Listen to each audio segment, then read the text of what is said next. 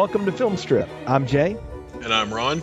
This is our review of Ritual, starring Jennifer Grey, Craig Shefford, Daniel LaPaine, Kristen Wilson, Gabriel Cassis, and Tim Curry. Directed by Avi Nesher, released in 2002 in the Philippines and 2006 eventually everywhere else, on a budget of $10 million. All I could find about the box office were the words barely dented. So I scoured the internet and came up with nothing. So, loyal listeners, if you somehow know what this movie made in terms of profit, please let us know. But notice I didn't say Tales from the Crypt presents Ritual. That's because the version I watched, it was just a Jennifer Grey voodoo thriller. What is the deal with this movie, Ron? Why is this part of our Tales from the Crypt retrospective? Well, because one of the alternate titles is Tales from the Crypt Presents Ritual, also called Tales from the Crypt Presents Voodoo, also called A Spectacular Waste of $10 Million. Hey, it must have been a heck of a vacation in Jamaica. Those were the words of my wife as she watched this with me. So. Oh, I have no doubt. $10 million in Jamaica can get you a lot of ganja. A lot of something, man. Yeah. The troubled history of the production of this. What I read and what I find funny is that most people blame the fact that this took forever to get anywhere because Bordello of Blood was such a massive flop. And I don't doubt that in some ways. But what I don't understand is the fact that they seemingly made this film and then decided at the last minute, after having withheld it, to let's slap some dreadlocks on the Crypt Keeper and shoot an opening and closing with him in it. Because I have seen those scenes. I went through the internet and found those, but they really added nothing to the entire story. I didn't actually go looking up those scenes like you. I watched this on Netflix, mostly to justify the $10 a month I spend on Netflix. And it's funny because it's completely stripped of all references from Tales from the Crypt, except in the ending credits where it says, like, Tales from the Crypt is based on the comic by William Gaines. Yeah. And that's pretty much the only reference. And apparently, I don't know if you went on the Ritual IMDb page like I did, Miramax bought the rights to this movie from Universal and stripped out all the Tales from the Crypt references just so they could release it as a standalone movie. I can only assume that this came after the massive success that was Skeleton Key. Yeah.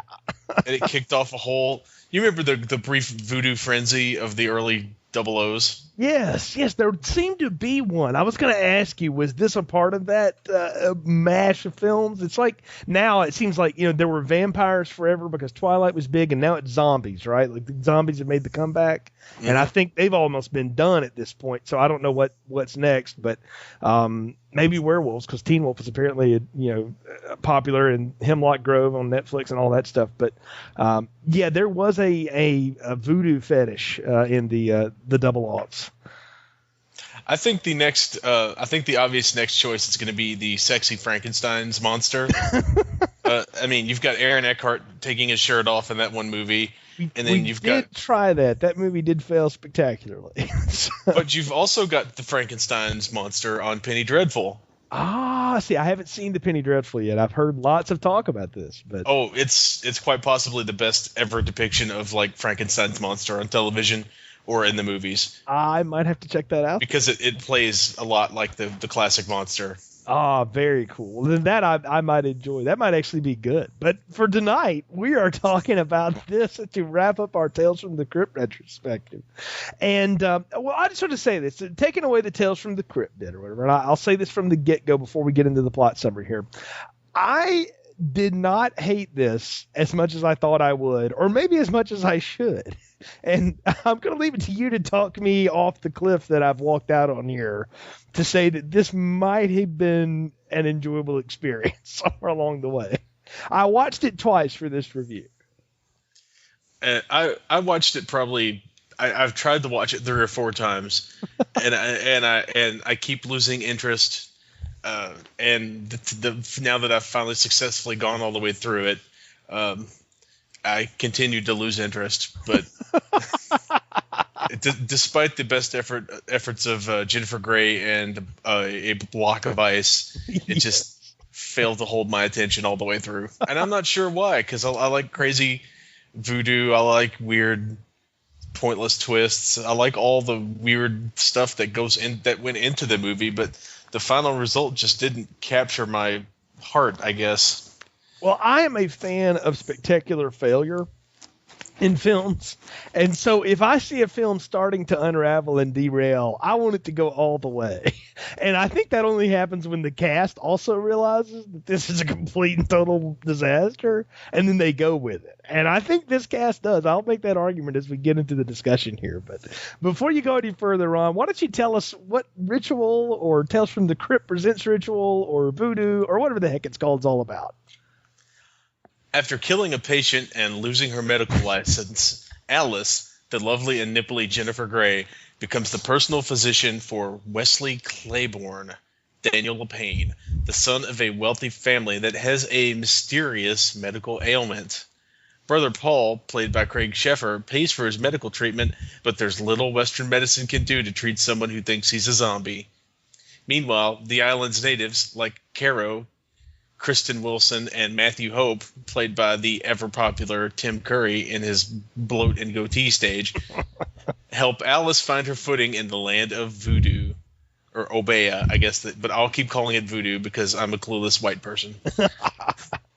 But will it be too late for Anne as she uncovers a deadly conspiracy involving black magic, black people, and black cats? It's Ritual, the Tales from the Crypt movie that has almost nothing to do with Tales from the Crypt.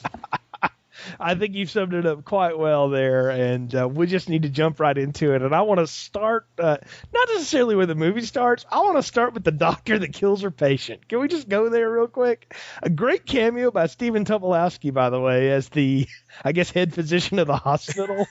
She's got a sick kid, there. Please help me. And, Dr. Jennifer Grey is, Alice Dodson is her name, is trying to, do everything she can to help her. And she wants to try some experimental drug, right? And the doctor has told her, that's not approved yet. We can't do it. Don't do it. And she goes ahead anyway. And of course, the kid still dies. I thought, wow, I understand, she loses her medical license in this. How is she not in prison for that? That's a very good question. I can only guess that she somehow talked her way out of prison, like Dr. House style. Maybe this is like her penance, is she has to go to Jamaica, or she has to leave the country for, it's one of those double secret Michael Jordan gambling in the 90s probations that, happened. Well, I that's a good story, by the way, and I totally believe in that conspiracy theory about Jordan. But I will say this. I would have actually liked this better had the story been she was evading the authorities. She went to work for these really rich people, and they bought her out of it eventually. Because at the end of this movie, she gets married to Wesley, so she never goes back home. I mean, I reckon she told him at some point, look, I killed some people in New York, so I really can't go back. So, yeah, she's the infamous New York Ripper. Yeah. Well, apparently she's got mob connections too, 'cause she threatens Craig Schaefer later with those. But yeah, I was really amused to see Jennifer Grey here, and I will say this movie was made in 2001, 2002. She was in her 40s when this is made, and she looks pretty amazing. I will go ahead and give her that credit. She looks really good for a woman in her 40s. Yeah, she looks phenomenal. And that's the one of the best things she brings into the picture is that she still looks amazing. And I would she's old enough to where you buy her as a doctor, but attractive enough where you can buy that she marries a much younger rich man. Yes. It's right. She's right there in that sweet spot. Exactly. Well, I mean, look, she walks around in the scantiest clad clothes and the same outfit the whole time. She's got two outfits. She's got the tank top nipple shirts, which we'll talk about, and then she's got the blue long sleeve shirt and the khakis. It's they had $10 million. They didn't spend any of it on her wardrobe. It's they'd sent her to JCPenney's and that's what she came back with. Yeah, she spends the whole movie in her underwear, or she spends it in what looks like a used car salesman outfit.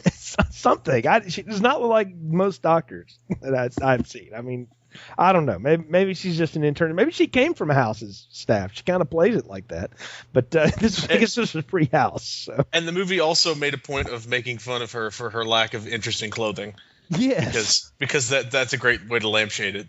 Yes, of course. Let's call it out. So, but the movie does open in Jamaica. This strange party going on where you've got this woman dancing. You've got this very large man, lusting with his eyes over her, and there's all kinds of like voodoo going on, and they're having a party for a guy who's not there because, as we'll learn, he thinks he is a zombie.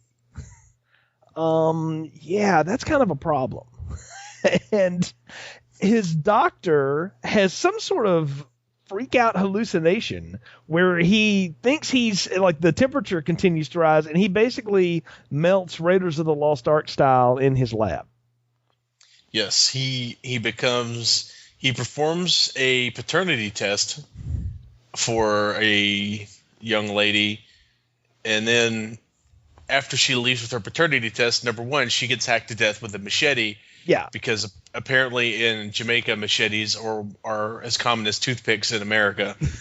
And then he turns into a slime glopola monster and flops around and eventually dies. I thought he was the thing in like Return of the Living Dead that comes out of the canister. Oh, yeah, the Tar Man. Yeah, that's a good one. It's kind of what he looked like. But then when Craig Schaefer, like straight out of the One Tree Hill shoot, it looked like, comes in there and finds him and realizes that he's just dead. He's just laying on the ground dead, like it's all a hallucination. And it's not the first time that weird hallucinations will haunt this film. No, they keep going back to the weird hallucinations. That's something that they keep pulling out time and time again. It's the trump card in their deck. We don't know what to do. It's time for another weird hallucination. Well, what's this one going to be about? I don't know. Throw some bugs on Jennifer Grey. Okay. So, I mean, have some drums and some weird dancing and a random breast. Yes, exactly. So, I agree. I mean, it Hold on 1 second. I'm getting a random text here that I need to answer. So, okay. Yeah, hold on. So, it's funny that you mentioned Teen Wolf because Craig Sheffer was the voice on the voice of the Teen Wolf TV series. Oh, really? Yes, he played Mick. I think Craig Sheffer has been in every like B picture thing of all time. I actually find him fun. He was actually in one of my favorite Hellraiser sequels. He was in Inferno. Yeah, I noticed that. I was going to bring that point up at some point. Yeah, I'll let you do that. Well, no, go ahead. You bring it up because I talk about Hellraiser enough, and I can jump in on it too. But yeah, so I mean that's what the setup here is the doctor's dead, so they got to get a new doctor, and as it will turn out, well, there's one looking for a job.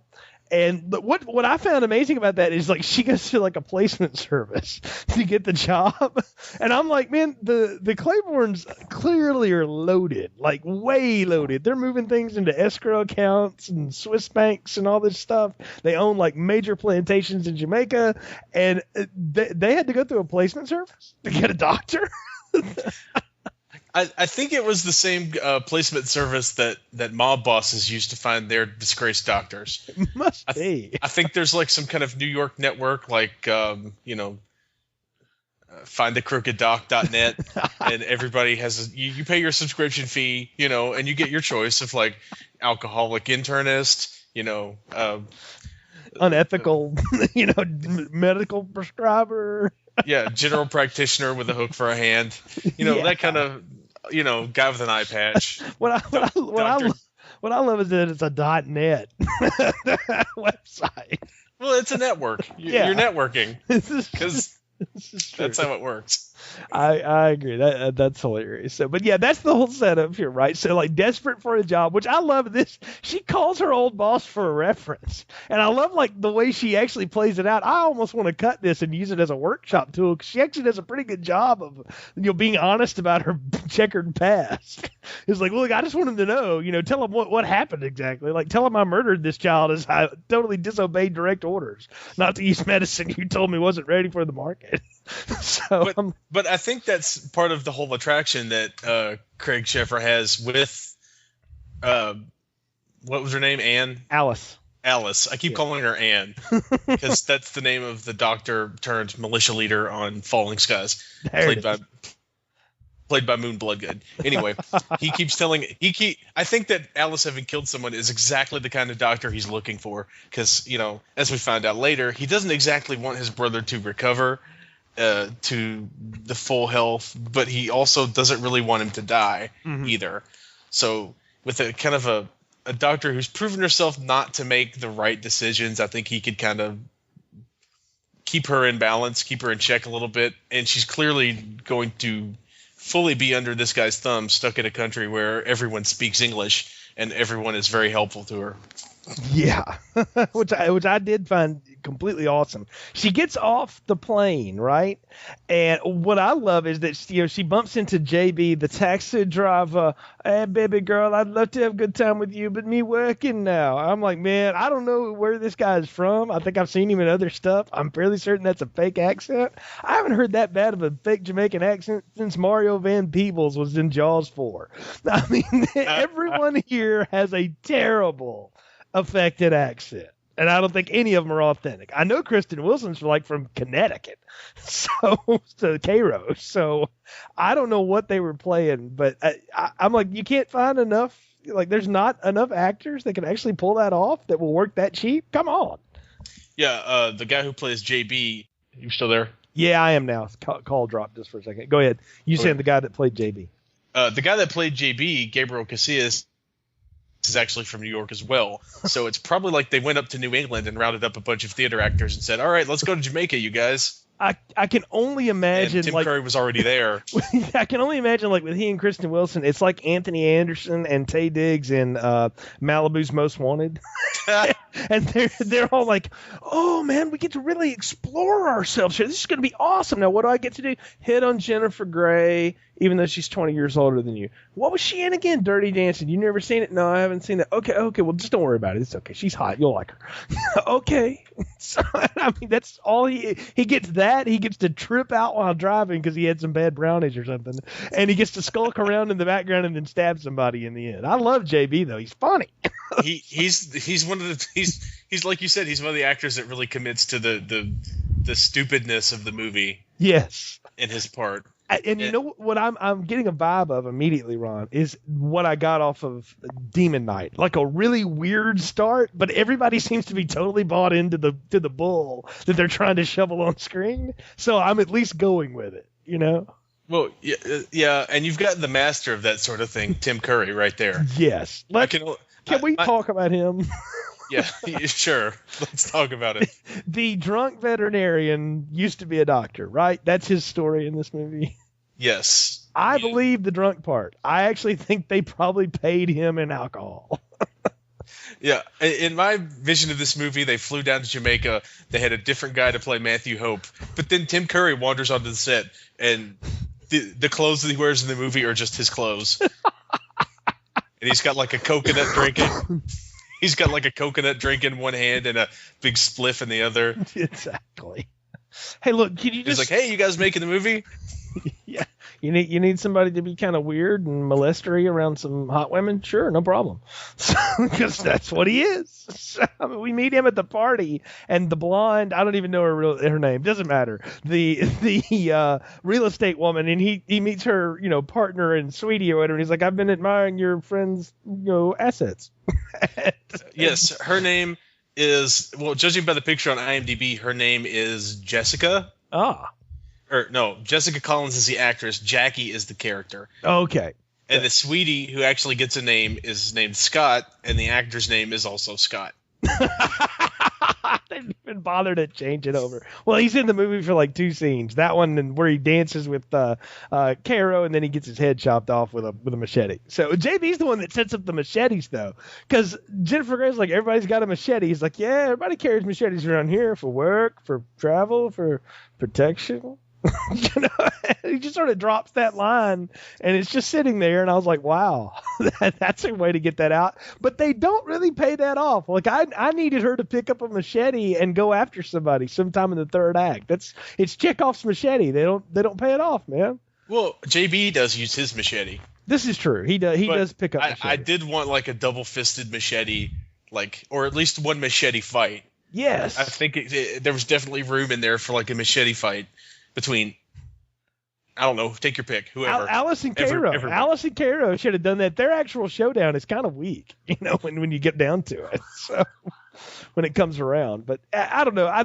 The intro to the characters, the whole plantation, the whole bit. What's funny to me is that when they get her and she is doing, I guess, her final follow-up interview or whatever with Paul, Craig Sheffer at the house, they I don't know if it's edited this way or someone told them to do this. They step all over each other's lines, like constantly. Did you notice that?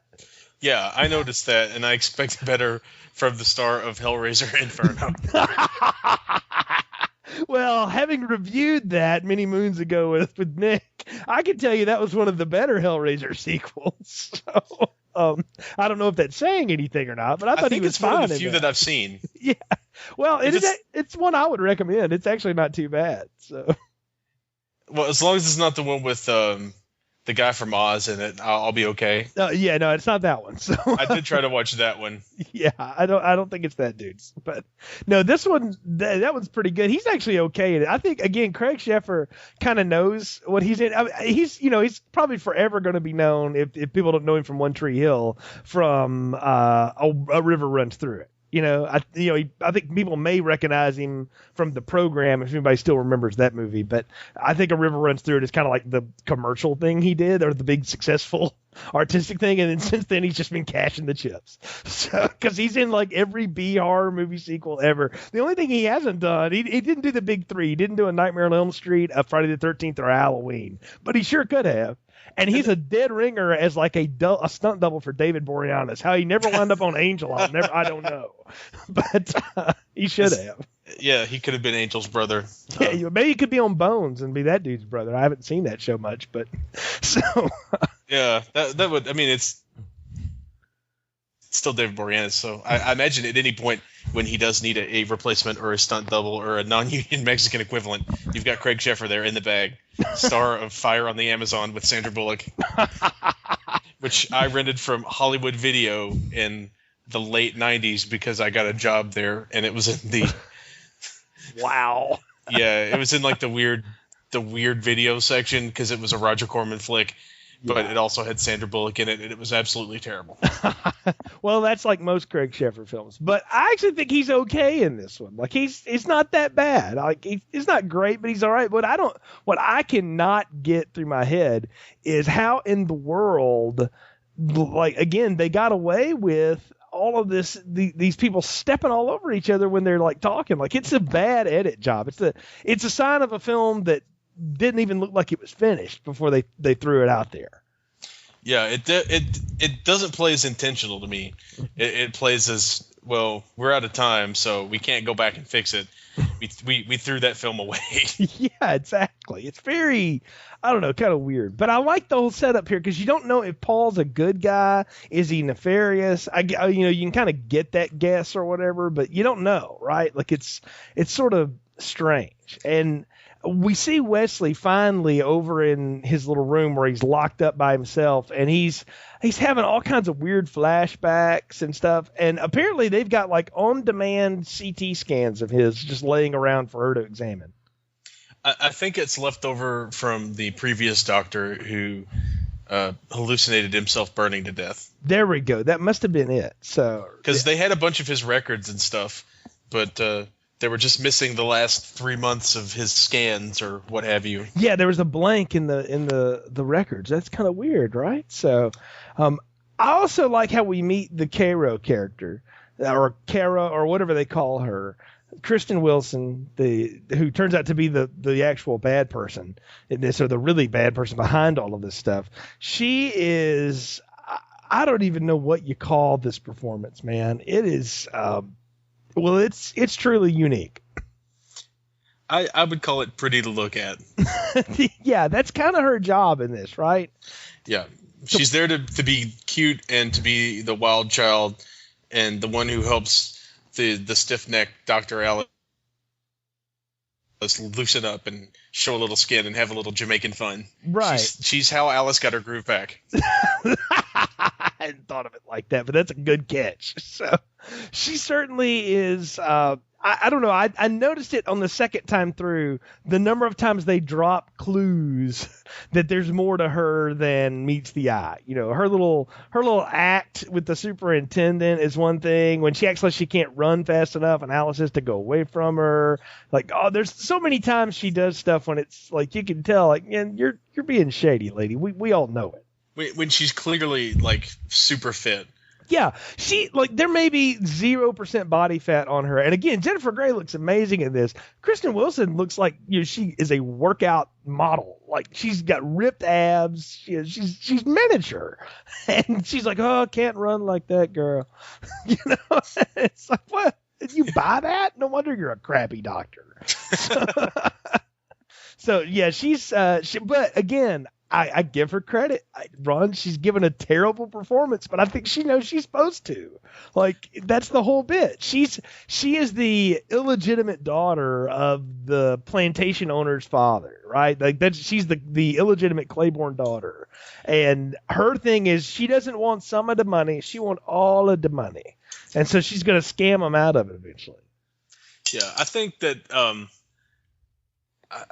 there's a big clue just in the fact that they cast this particular actress who is really, like you said, she's fine, but she's also got what looks like blue eyes or like hazel eyes. Yeah, and I don't think that's terribly common amongst Jamaicans. Yeah, she has a very freaky look to her. You know, for someone of her ethnicity and look and everything, she just looks very different. If I was going to point out the voodoo lady, she would be like number 2 on my list. Behind the scary old caretaker man. Yeah, Ramon. Who walks around with a knife, and he doesn't even get any lines, which can only let me know that, like, maybe his accent was so bad that they were like, no, you're not allowed to talk anymore. Yeah, he was probably the one real Jamaican. One of the few real Jamaicans on the set. That's true. He probably was. And they're like, no, he's going to make everybody else's accent seem worse. We can't have that. I imagine he was just hanging out with Tim Curry when they wandered onto the set together. And Tim Curry was like, hey, get my friend a job. Yeah. This guy's been working in my, cabana for a couple weeks. So he's my dealer. Yeah. Maybe he was everybody's dealer. So, I mean, I'm fairly certain there were a lot of, we can make the assumption that there were a lot of substances being used on the set here. I'm not going to throw any, I don't want to throw any, stones, but it looks like there were a lot being thrown around. So first night in Jamaica, the doctor sees Wesley walking around, and she gets into her clothes really quickly, and she runs to find him getting into a car to go somewhere unknown. And then, again, another bad shot in the movie. She comes back in, and her and Craig Sheffer are having a conversation, like, as she's walking down the hall, and we're staying on her, and he's in the background just talking like this, and his voice just fades. And I don't know if that's supposed to be the clue that she's going into dream state at that point, because what happens is she gets taken into a room, and Ramon and a bunch of people throw bugs on her, and Caro apparently gets her head chopped off by a machete, but then she wakes up only to realize that's not true, and she finds a voodoo doll hung in her shower. So when did the dream start and reality end is what I want to know. I would say if it's my guess, I would say the whole thing was the dream, because I mean, it starts out with that suspicious soundtrack drumming. Yeah. And then you see what's clearly zombie Wesley shambling out of his house into a car driven by the creepy butler. It all just kind of seems like that whole part was just the dream sequence. Okay, so the whole thing was, even though she actually sees that happen later on down the line, like she sees him perform this act over and over again. Right. But I don't know. That was just my guess on the whole thing. It just seems. I mean, who sits around folding their clothes in their underwear? I don't know. It's very strange what she goes through in this film. It's really weird. So I don't know. I mean, again, she's just sort of hanging out. Like at this point, she hasn't even met her patient yet. She's read his records. She's talked to everybody under the sun about him except him. And I don't know what kind of doctor you go to, but my doctor doesn't want to see me ever. So, you know what? You're right. I don't know why I would have expected anything, because actually my doctors are really good. Like, I actually see them when I go see them here, so maybe I'm spoiled on that. But yeah. And now that I've said that, they're going to totally change business practices, and I'll never get in again. But well, I'm glad I was able to ruin that for you. Yeah, I don't know that enough people will listen to get me that far. But if you're listening, Dr. Greer, thanks for all the great service. So anyway, point being, she's having weird stuff happen, and what she finds out from Kara the next day is like, oh, somebody put the voodoo on you, but they have a different word for it. What is the word they keep using? Because it sounds like several things depending on who's saying it. I believe the word is obeah. Okay. Depending on who says it, it could be Obi, Obear, Obeah. I don't know. Well, if you go by Wikipedia, the way it's spelled, there's Obeah, which is what showed up in the closed captioning as I watched it. Because I turned to closed captioning to see what they were saying. Because I was like, what's Obi? Yeah, who's Obi? But it's also spelled Obi, Obea, or Obia. Point being, it's Jamaican version of Haitian voodoo, because what we find out is that JB's father is a witch doctor, right? But he practices the white magic and not the black magic, right? That's what we're led to believe. Yes, he's the Glinda the Good Witch of voodoo. There we go. Then who's Elphaba? I guess that's Kara. So in this scenario. So, but she goes about her way here and starting to learn about the ways of the voodoo.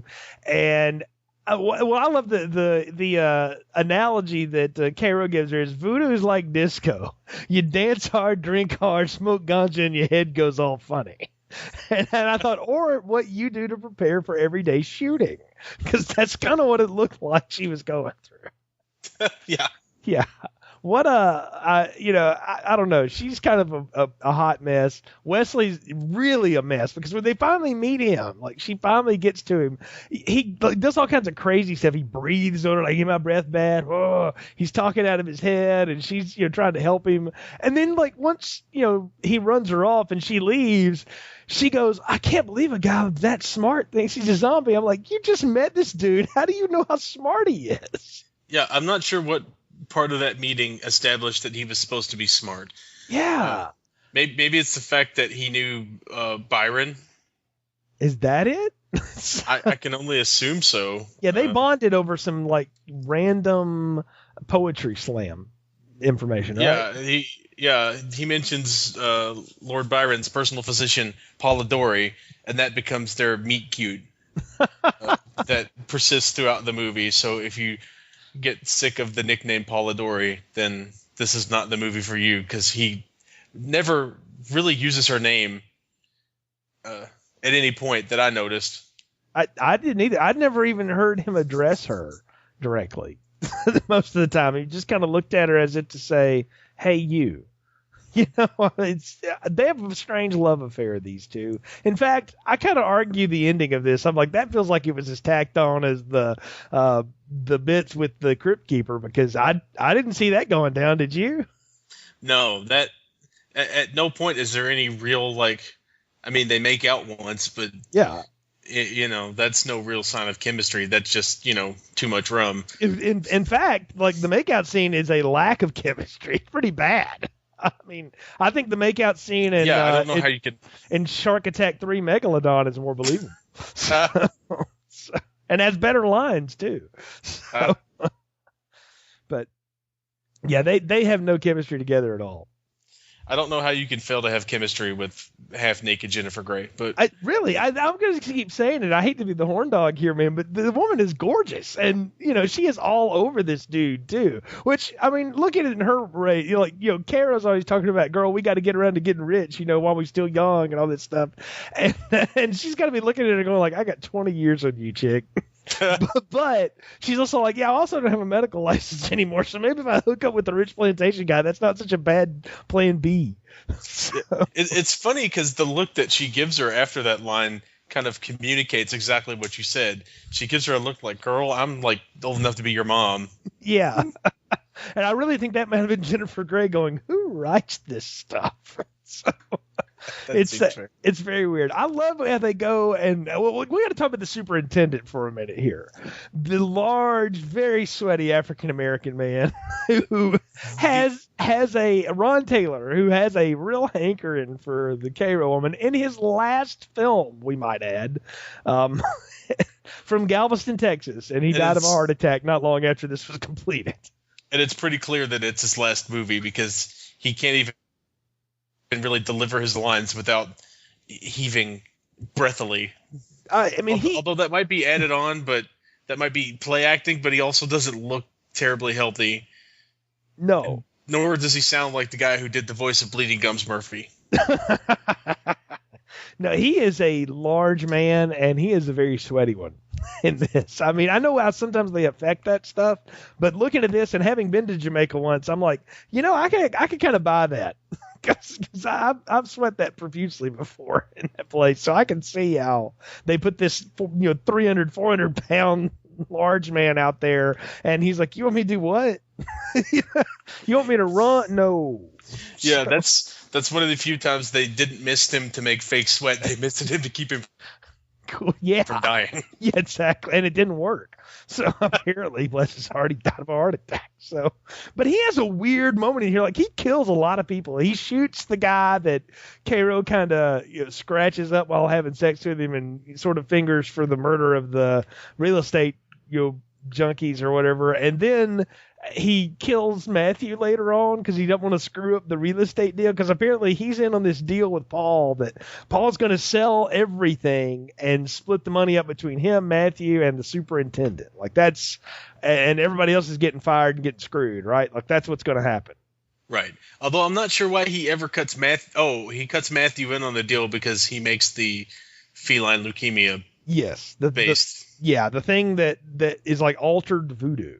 So basically, we got to give him a disease that won't really kill him. It'll just make him really sick that nobody can figure out what the hell's wrong with him. So I can convince him that he's crazy enough to get his power of attorney. Like, that's the idea. And it also makes you susceptible to voodoo, I guess. I guess so. Feline, which I'm like, I thought cats were like evil beings in their own right and were immune to all that kind of stuff. So maybe that's just my version of Stephen King's cats, but still. So it's very strange what's going on there with this guy. Their only weakness is their own cousins. Exactly. No, wait, their mother. It's the mother. Yes, it's the mother. Yeah. Cat People. Oh, wow. The one with Nastasia Kinski. Yes. Yeah. Wow, I didn't want to think about John Hearn in that place again, but now I have. So, but that's okay because Annette O'Toole's in that too. So that's true. Anyway, so wow, we just jumped down a bad movie memory lane. So. Shows you how excited I am to talk about this movie. Well, it's more interesting than most of what's going on here, because I will say this about this film.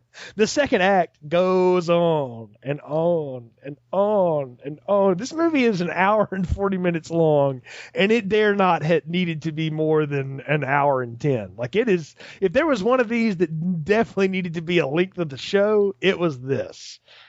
Oh, clearly. Yeah. This is about the part where I kind of lose my interest. Once they get through the dance scene, where she's dancing on the table, and after the first, the real estate couple dies, then the movie really starts to drag for me, and that's where it lost me, only to kind of pick me back up again for the third act. Yeah, I mean, that's the thing is it completely unravels in the middle because they're just doing all this back and forth misdirection. And again, it's supposed to be the continued, love affair between Alice and Wesley where, she knows he's sick and maybe even crazy because he thinks he's a zombie, but yet she goes and parties with him at Matthew's place because, no problem. Let's go party on the beach. Woo! So, and drink lots of weird stuff and just, we're all going to have a good time, right? Yeah, I mean, who doesn't want to hang out with a creepy middle-aged man? And a woman you barely know that you just met, and a guy that you're supposed to be treating. Talk about the Florence Nightingale effect, going in reverse, So, but this is where we get like actual information and again more clues coming up because at some point she gets infected with the same virus Wesley has. And what we find out later, it's like she falls and cuts her arm or something in a really awful scooter wreck sequence. And Cairo doctors her and like infects her with that gauze. And so in the middle of the night, she has this dream that Wesley stabs everybody in the middle of the night. And then she kind of snaps out of it, but then she doesn't. And she stops breathing. And what's funny is to watch Tim Curry act like he's going to give her CPR. And I think at some point Jennifer Grey was like, Tim, please stop touching my chest. So he just sort of looks at her like, you're going to be okay. You're going to be okay. Yeah, I didn't understand. Are we to believe that she had stopped breathing, or that that Matthew, the character, saw an opportunity to slobber on Dr. Alice and took it? Something, maybe so. I don't know. It's very weird. But like she winds up in a hospital because she goes to the local doctors, but she doesn't believe it. Like it's just a virus, or something. And she's like, wait a minute, there's something else going on here. And somehow through like the greatest bit of Jeff Goldblum detective knowledge, she figures out that this is all like a ruse and it's all Matthew's disease and all this stuff. How does she come to that understanding that it's feline leukemia again? It's part of her voodoo hallucination. Okay. She sees she flashes back to Matthew's house and she remembers the screaming cats and I guess is able to put two and two together because she's such an outside the box thinker that she killed that girl.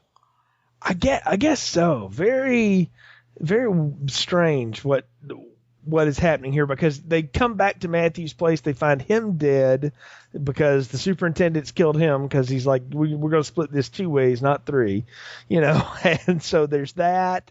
And then Alice meets up with the other caretaker worker of the movie, Violet, who apparently is trying to perform good voodoo at the same time. And so she takes Alice back to Julian the witch doctor, and I wrote in my notes, so Alice goes to like voodoo church and headbangs until she has visions and figures everything out.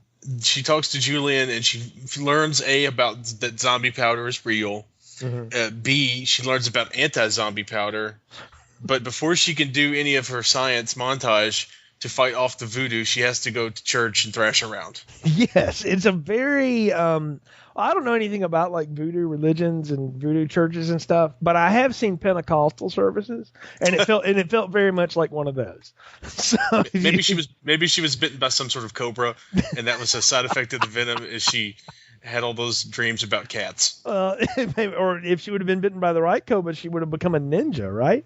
So that's the only thing that didn't happen was Michael Dudikoff coming out of the rafters in the third act here. And that would have been awesome, you have to admit. So she figures out the virus is feline leukemia altered to affect humans, huh? Whatever. So she does her science montage, like you say, and figures out what to do. And that night they hear the weird drums playing again. So they go searching for the source, right? And I was like, this is the final clue that Kara is not on the up and up, because she's like, I can't run with you, Alice. And I'm like, woman, you're a foot taller than her. You probably weigh 40 pounds less than she does. And Jennifer Grey ain't that big anyway. And you're like, I'm all out of breath. Yeah, the difference is like 130 pounds to like a 95 pounds. Exactly. Fairy voodoo queen. Exactly. And so they make their way to the hills and get there, and they see the big voodoo festival going down. Wesley's there. Paul blows some, I guess, final voodoo dust into Wesley's face. Yeah, that's the zombie dust. That's it. There we go. The zombies. And they throw him in a casket, and I was like, Serpent and the Rainbow style. All I needed was somebody getting a nail driven through their testicles, and I would have been right back in that horrible film, too. So I don't know if you've ever seen that or not. Judging from your laugh, you have. So yeah, I just needed Bill Pullman to come out of the shadows at that point going, we did this 10 years ago. So, but nobody remembers that either. So moving along. Today is our Independence Day. So anyway, they throw Wesley in the ground, and Alice shows up, of course, and she's trying to figure out what's going on. And of course, as it all turns out, that the big bad magic behind it all, in true Scooby-Doo fashion, is Cairo. And also in true James Bond fashion, she lays out the entire evil plan before killing everybody that's left, right? Like, that's her whole bit. Yes, she gives us our final exposition, which is also a great movie title. The final exposition.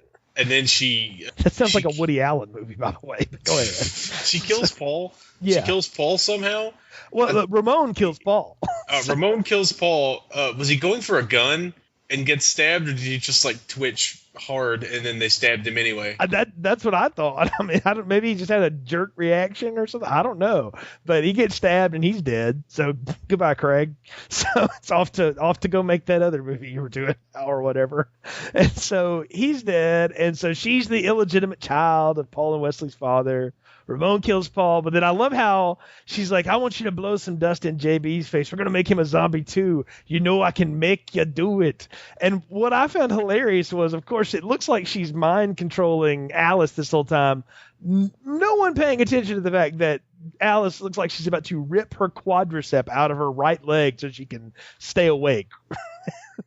Yeah, I guess maybe they thought it was some sort of voodoo paralysis.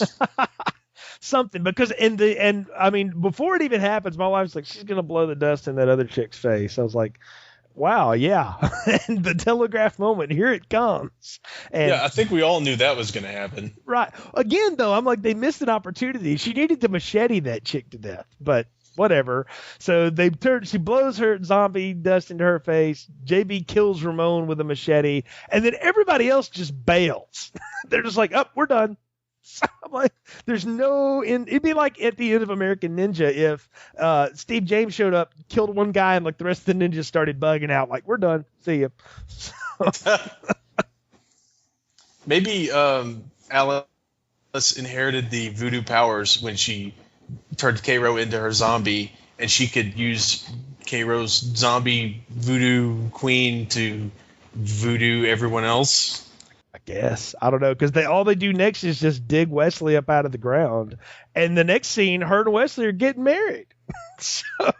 And then we see somebody carrying the bride through the door, and it turns out the superintendent has got zombie Cairo, which he's always wanted anyway, and he throws her on the bed before he begins to disrobe. And I thought, I'm just glad they cut away before that sweaty man took his shirt off. Yeah, no kidding. I also like that it looks like apparently the superintendent married Cairo. Yeah. Because I guess you don't want to just rape your zombie corpse wife. You just got to do it nice and legal, right?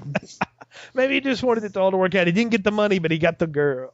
So. That's very good. It's a happy ending for him, and Cairo has a very unhappy ending. Yes, and that's it. That is the film, and then we get bad music to play over the credit sequence. Well, to be fair, we got bad music out throughout the entire thing. Oh yeah, as if we didn't notice it was Jamaica because of all the machetes and the fact that they kept saying Jamaica. Yeah. We also got a terrible reggae soundtrack throughout the entire thing. Oh yes, the cheapest of cheap reggae. It sounds like reggae produced by white people that don't know what reggae really sounds like. Also known as a Rick Rubin record. But I digress. So, well, Ron, I think we're at the part of the podcast where it's time to give final thoughts, recommendations, and popcorn ratings. So what are yours for Ritual? Well, I think if you could cut like 20 minutes out of the middle of the movie and just make it faster and leaner, I think it would have worked out better for me. But I just kept getting lost in the midsection, and I just kept looking at the clock like, all right, something cool is going to happen. Somebody's got to voodoo something. We need another hallucination here. And it just never happened. So I'm going to have to go with the small popcorn. I'm going to agree with you in the small popcorn. This movie is terrible. It goes on way too long. But I think it is an enjoyable small popcorn. It is definitely the kind of thing you could throw in with a group of friends if you like to sit around and watch bad movie night. Like, there's a lot of fun to be had in this. Like, Bordello of Blood stopped being fun for me at some point in the middle of it. This one just got a little boring. But when that third act kicks in, man, I mean, it goes, completely bug nuts, and it's great. I mean, it's really funny how it ends. My only concern with that is that I'm afraid that the bad movie night crowd will fall asleep in the middle. That's the time when you start playing Jenga or something, and tell everybody nothing that happens here matters. Just we'll come back. So you order the pizza before you put the movie on, so that way the pizza arrives about halfway into the flick, and that captures everyone's attention, and then they come back around for the craziness. Exactly, because that's the only way this can be enjoyed, because this is a complete disaster as well. And small popcorn all the way. And wow, man, what a series. A medium popcorn barely out of that first one. Billy Zane really saves it for me, and then two smalls in a row.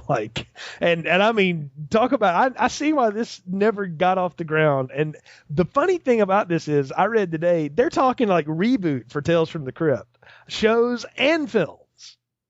I see that they clearly didn't learn their lesson the first time around. Or the second or the third. They had it right the first time.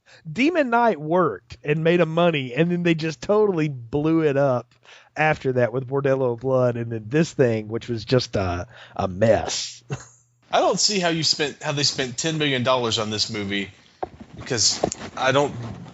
It's the CGI. We didn't even talk about the bad CGI. Oh, the CGI spiders that they pour on the CGI trees that try to eat JB in his taxi cab. Yeah, and how her hair turned into CGI worms. Exactly, she turned into CGI Medusa all of a sudden. So, yeah, it's I don't know either, man. But whoever charged him that maybe it was the catering budget.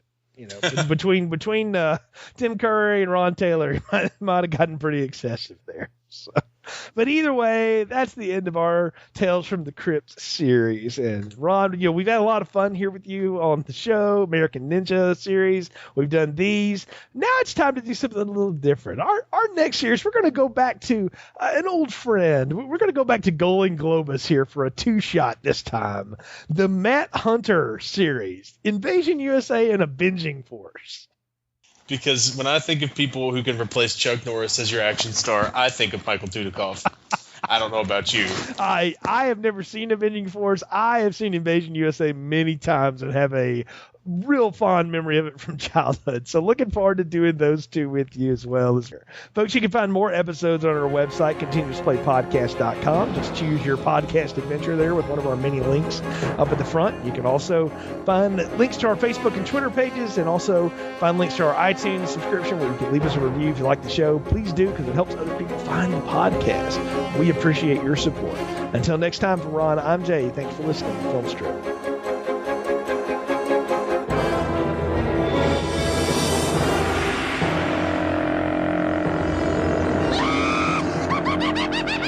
Tales from the Crypt.